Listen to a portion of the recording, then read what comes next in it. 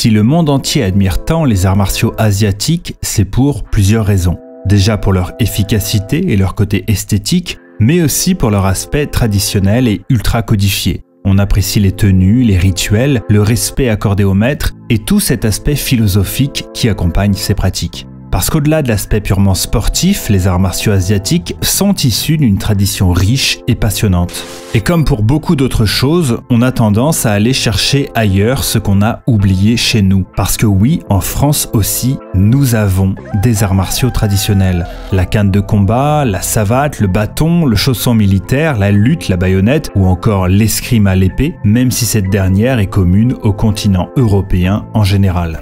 La France a développé de nombreux arts martiaux, que ce soit pour l'autodéfense ou pour la guerre. On a tendance à l'oublier, mais la France est le pays qui a remporté le plus de batailles au cours de l'histoire. Pourtant, si aujourd'hui dans la culture populaire tous les arts martiaux sont représentés, les arts martiaux français, eux, semblent être régulièrement oubliés. Dans les jeux de combat par exemple, si les mouvements des personnages sont souvent basés sur des mouvements réels, lorsqu'on a affaire à des personnages français, ils font soit de l'escrime, soit ils ont un style de combat complètement fantaisiste. Comme si ces arts traditionnels avaient totalement disparu sans laisser aucune trace. Or, ce n'est bien évidemment pas le cas.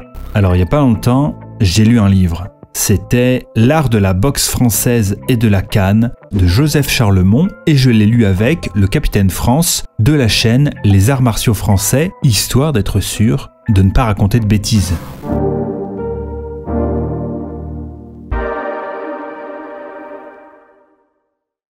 Il faut savoir que la boxe existe depuis de très nombreux siècles. Le grec la pratiquait déjà sous le nom de pugilat et pratiquait aussi le pancrace, qui était en gros de la lutte mélangée au pugilat. Les pugilistes utilisaient un gantelet formé de lanières de cuir qu'on appelait le ceste et qui pouvait parfois être doté de plaques de métal ou de plomb. Quand c'était le cas, il n'était pas rare que les pugilistes meurent en combattant. En gros, c'est l'ancêtre de la boxe anglaise. Une boxe anglaise qui serait introduite au XIVe siècle en Angleterre et qui est toujours pratiquée de nos jours. La boxe française, ou savate, dont le nom évoquera pour beaucoup davantage une vieille chaussure usée qu'un art martial, naîtra beaucoup plus tard, au début du XIXe siècle, même si en vérité on ne sait pas grand-chose de ses origines. Certaines sources laissent cependant à penser que Caen en aurait été le berceau. En tout cas, elle serait un mélange de boxe anglaise ramenée en France par des prisonniers des pontons anglais et du chausson marseillais. Là encore, on ne sait pas grand-chose de l'origine de ce sport, qui était au départ davantage un jeu qu'un véritable art martial. Le chausson était pratiqué à Marseille, au Bagne et Toulon, et il consistait pour les deux adversaires à essayer de se toucher avec le pied à tour de rôle. Attardons-nous rapidement sur le chausson marseillais. Il viendrait du chausson militaire, pratiqué dans l'armée d'abord de façon officieuse durant le 19e siècle, puis de manière officielle quand les autorités militaires se sont aperçues des qualités physiques et mentales qu'il permettait de développer. Le nom même de chausson marseillais aurait en fait surtout une dimension commerciale. Le but était de vanter les mérites des écoles du Sud-Est. Pour Joseph Charlemont, le chausson militaire n'est pas un art martial, mais un jeu, une escrime ludique, où la règle d'or est de ne pas faire mal et de montrer sa supériorité technique et de beau jeu. Mais du coup, d'où vient la savate ?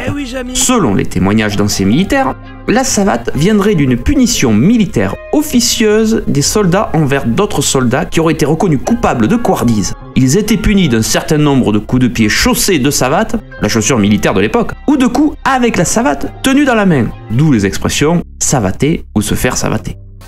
Si on connaît l'histoire des armes japonaises comme le nunchaku, le tonfa ou encore le sai, qui sont des outils de paysans devenus des armes, on a oublié l'une des armes les plus utilisées en France et en Europe pendant plusieurs siècles, la canne. Un art martial quasiment tombé dans l'oubli aujourd'hui et dont l'histoire est bien évidemment liée à celle de l'objet lui-même. À la base, la canne est un outil utilisé pour la marche, mais elle est très rapidement utilisée comme moyen de défense et ce, dans absolument toutes les civilisations.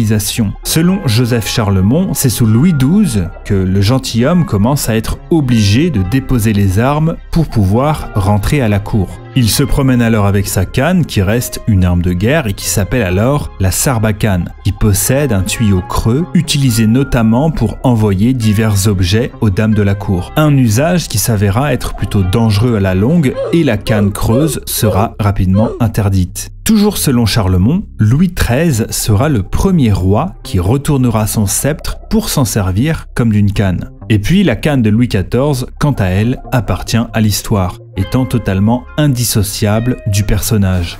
Le 22 mars 1817, des cannes, des joncs et autres bambous en rotin se levèrent lors d'une pièce de théâtre. L'événement sera surnommé la bataille des cannes et depuis cette soirée, les théâtres, musées et autres lieux d'exposition publique vont commencer à interdire l'entrée de toute personne possédant une canne. On est alors obligé de la laisser à l'entrée alors que le port de l'épée, lui, continuait d'être autorisé. Mais d'une manière générale, plus le port de l'épée disparaît, plus elle a tendance à être remplacée par la canne que l'on porte en promenade. Un objet qui, chez les plus riches, devient aussi une preuve ostentatoire de richesse. La canne peut ainsi être sertie de pierres précieuses, sculptées, décorées, etc.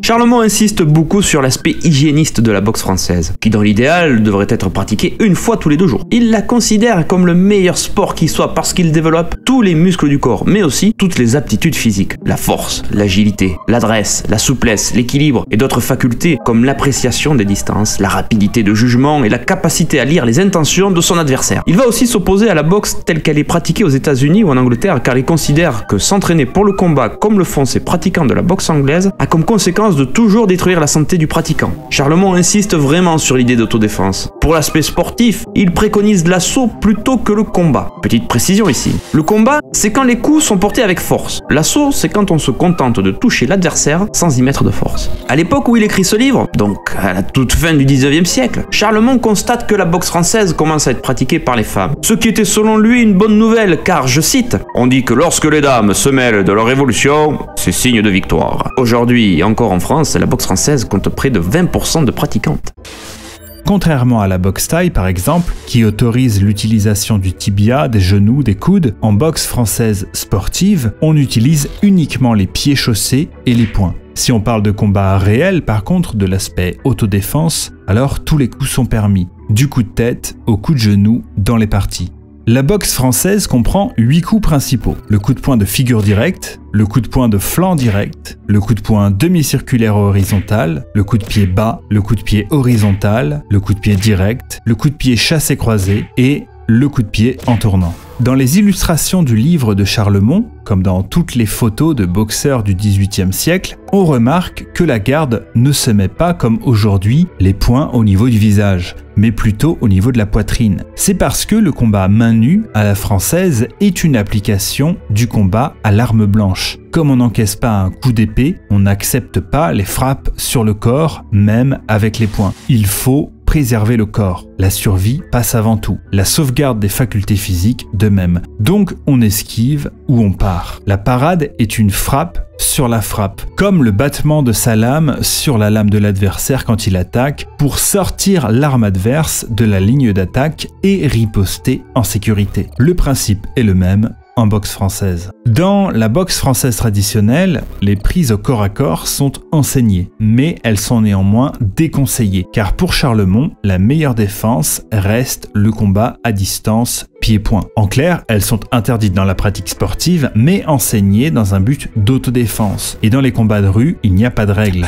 Pour ce qui est de la canne, qui est un art beaucoup plus simple à maîtriser que la boxe ou l'escrime, lorsqu'on l'apprend, on apprend surtout à frapper fort. La canne de combat comprend 8 coups différents. Le coup de figure tierce, le coup de figure quarte, le coup de flanc tierce, le coup de flanc quarte, le coup de jambe tierce, le coup de jambe quarte, le coup de tête et le coup de bout. Dans les arts martiaux japonais, il n'est pas rare qu'une discipline à main nue soit accompagnée d'une autre discipline avec armes, comme le Iaido et l'Aikido ou le karaté et le nunchaku par exemple. En France, Charlemont parlait aussi de complémentarité entre savate et canne de combat. Déjà parce que, comme dit précédemment, le but premier de ces arts est bien l'autodéfense. Or, à l'époque, on avait presque toujours une canne avec soi, et si on n'en avait pas, il restait les poings et les pieds. Ça correspond aussi à la tradition française de la culture des armes, qui consiste simplement à tout apprendre en même temps, car tout se complète et apporte des compétences d'une spécialité à une autre.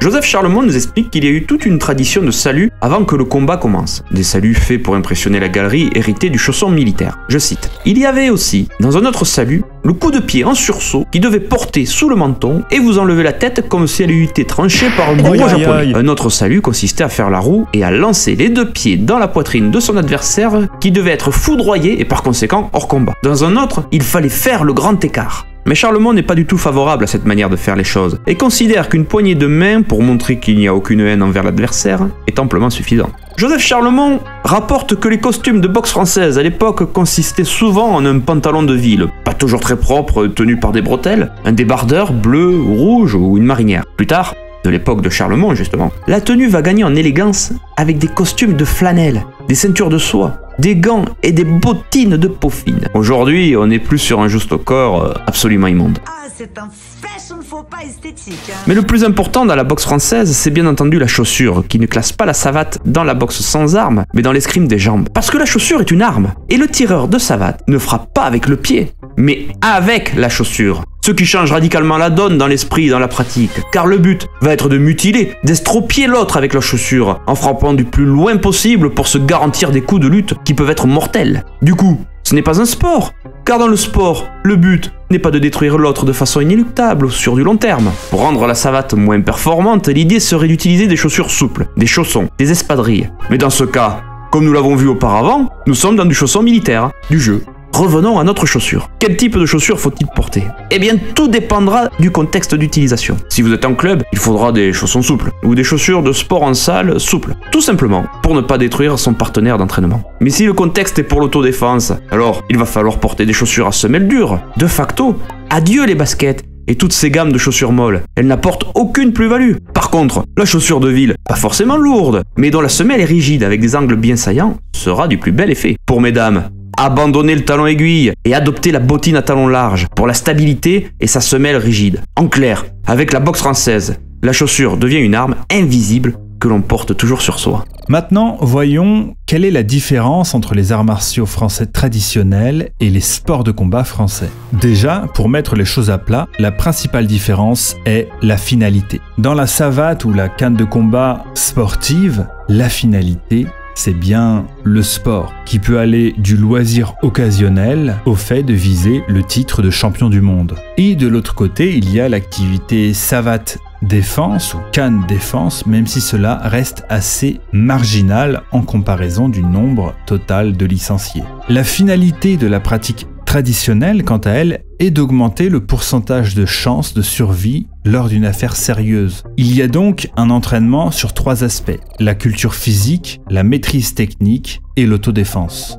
La culture physique comprend des exercices visant à développer les capacités de déplacement, de force, d'endurance et de tonicité par le jeu, le loisir et la pratique de l'assaut. L'assaut lui apprendra à rester stoïque et concentré malgré le stress et la violence. La maîtrise technique comprend l'apprentissage, la mise en pratique et l'application des techniques, que ce soit pour la boxe française traditionnelle ou pour les armes. Cela permettra à l'élève de devenir maître de son corps. Son esprit se renforcera dans l'accomplissement d'un objectif défini, car la belle technique n'est pas si facile à acquérir et à appliquer dans une situation stressante.